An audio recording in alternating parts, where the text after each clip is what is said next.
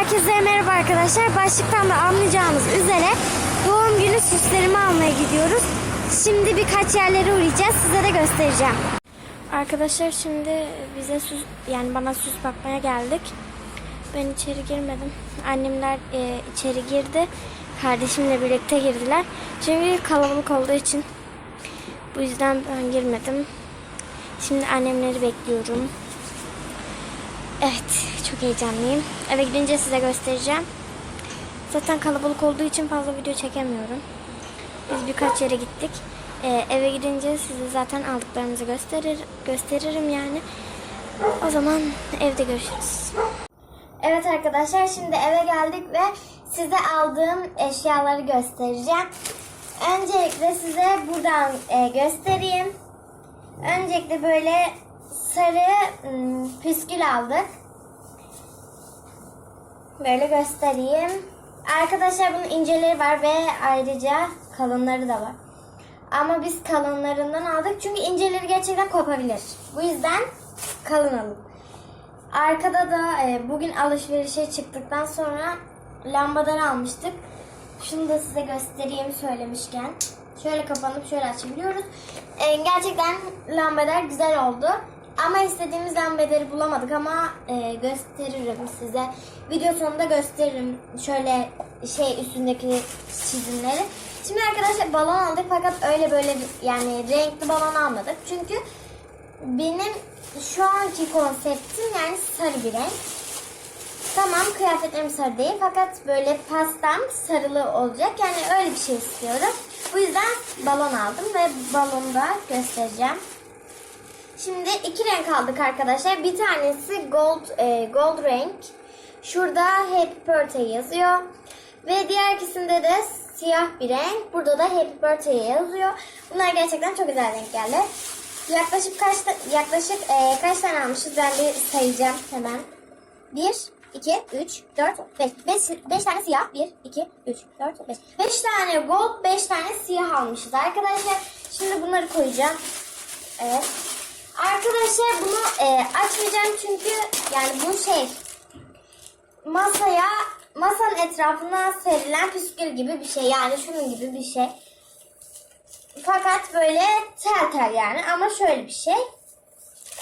Şimdi böyle gördüğünüz gibi şu mavi değil mi? Bunun siyahı gibi düşünün. Böyle. Şimdi bunu açmayacağım. Neden? Annem dedi onu açacak mısın? Ben dedim açsam mı? Ondan sonra annem de dedi yok açma çünkü karışabilir dedi.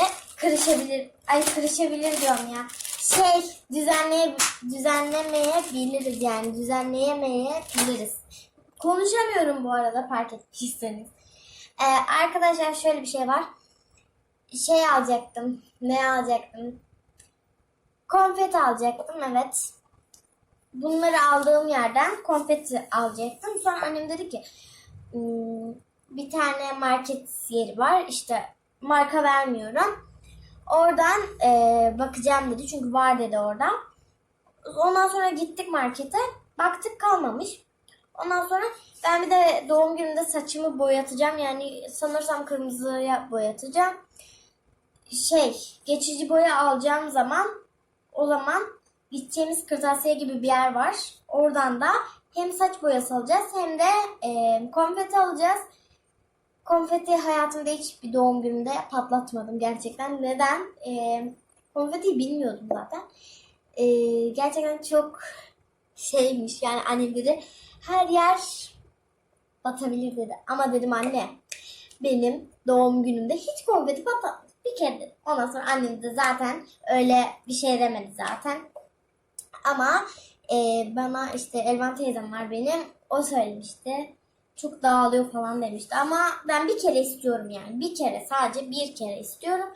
Diğer doğum günümde zaten 13 yaşıma gireceğim diğer doğum günümde. Ondan sonra 14, 15 yani yaşım büyüdüğü için yani anlamı yok. Her yeri patlatılıyor tamam ama böyle. Kim bilir diğer videoları çekerken yani diğer seneye, öbür seneye çekerken kaç abone olacağız? Gerçekten merak ediyorum. Gördüğünüz gibi arkadaşlar çok güzeldi. Bugün gerçekten yorulduk çünkü aldığımız daha bir sürü şey vardı. Sadece doğum günü malzemeleri değil. Kaç saat gerçekten yolda durduk. Hatta kardeşim artık yoruldu. Kendini öldü. Bir şey yok. Şimdi videom falan şey olur. Gerçekten kardeşim şu an bana bakıyor. Ben kardeşime bakıyorum. Şimdi arkadaşlar size şunu göstereceğim. Buyurun bakalım. Şöyle arkadaşlar. Gerçekten rengine bayıldım. Mesela şurada çeksem çok güzel bir ışık var. Arkadaşlar aslında bizim istediğimiz lambader yoktu fakat gerçekten bayağı kaç gündür vardı. Ondan sonra biz gittik baktık. Başka yerden bu lambaları bulduk. Dedik artık bunu alalım. Çünkü lambader almak zorundaydık. Diğerkiler gerçekten çok çirkindi. Zaten çok az bir lambader vardı. Bu arada size doğum günüm için şu süsü astık. Çünkü bu süsü asmak zor. Gerçekten perdeyi falan taktık zorla yani. Bu yüzden şimdi size şu aldığım şeyi de göstereyim. Şu flamingoları aldık televizyonun üstüne. Sonra başka gösterebileceğim bir şey var mı? Bir ona bakayım. Yok. Daha aldık bir sürü. Kavanoz aldık. Annem falan. Onlar annemin için yani. Mutfağa kavanoz aldık. Kavanoz vardı da annem sonra yeni almak istedi. Öyle. Şimdi arkadaşlar. Şurada şarjım 5 kalmış. Burada videomu bitirmek istiyorum. Şunu kırmadan videomu bitirmek istiyorum. Kanalıma abone olmayı unutmayın. Gerçekten doğum günü videosunda güzel bir like istiyorum. Yorumlarımı da açacağım. İsterseniz yorum yazabilirsiniz. Size çok seviyorum dediğim gibi görüşürüz.